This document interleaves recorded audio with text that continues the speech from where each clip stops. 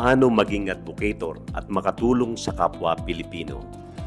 Ang maging advocator ng buhay ko mahal ko sa buhay ng Pilipino ay isang makatao, makabayan at makadiyos na paglilingkod. Matapos maka-avail ng 1 million plan at cost of 3,000 pesos, ikaw ay advocator na at makikita ito sa status ng iyong My Account dashboard.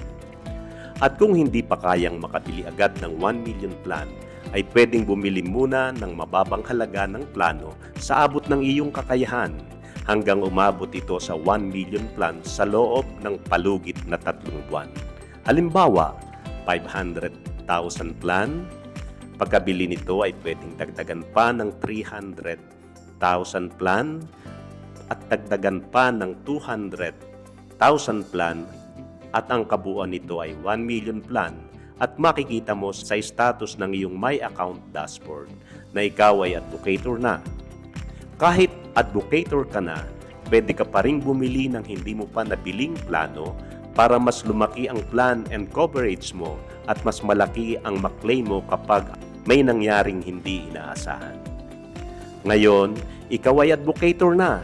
Maaari ka nang mag-send ng sarili mong link mula sa iyong dashboard, pindutin ang marketing, then affiliate link, i-generate at ipadala sa inyong minamahal na kapamilya, kaibigan, kakilala at mga kaorganisasyon. Sa bawat napadalan mo ng link na nakapag-avail ng plan, merong kaukulang halaga ng advocator fund mula sa mga planong na-avail nila na makikita mo sa e-wallet ng dashboard mo. To verify the amount of each advocator fund, pumunta ka sa Get a Life Savers Plan page. Kapag nakita mo na ang biyayang ibinigay ng programa sa iyo, ay madarama mo kung gaano kalaking tulong sa buhay pinansyal mo ang pagiging advocator.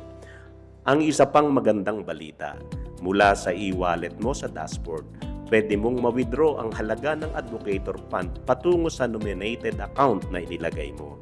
Halimbawa, GCash o bank account o any account mo na available sa disbursement ng system.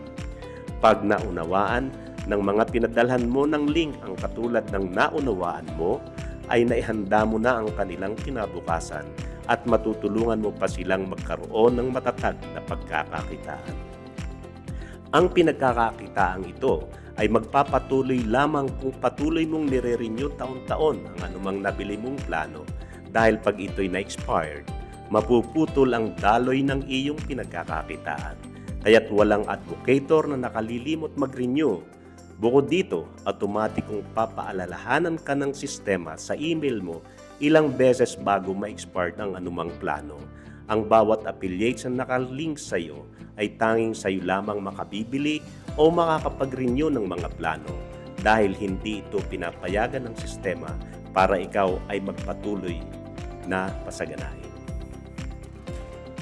At kung umabot ka sa edad mo na hindi na pwedeng makapag-renew, sa edad na 71 ay automatikong aangat ang status mo sa Great Grand Advocator at patuloy ka pa ring makakatanggap sa dashboard mo ng kinikita mo mula sa mga affiliates na patuloy na bumibili at nagre-renew ng mga plano. Bukod dito, pwede ka pa ring magpatuloy at mag-invite mula sa iyong link. Ang galing, di ba?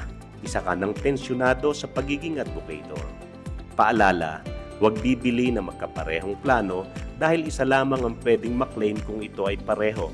Bumili at bumili pa ng iba't ibang plano para madagdagan ang laki ng iyong coverage. Ibig sabihin, kung may mangyaring hindi inaasahan, ay mas malaki ang iyong makiklaim.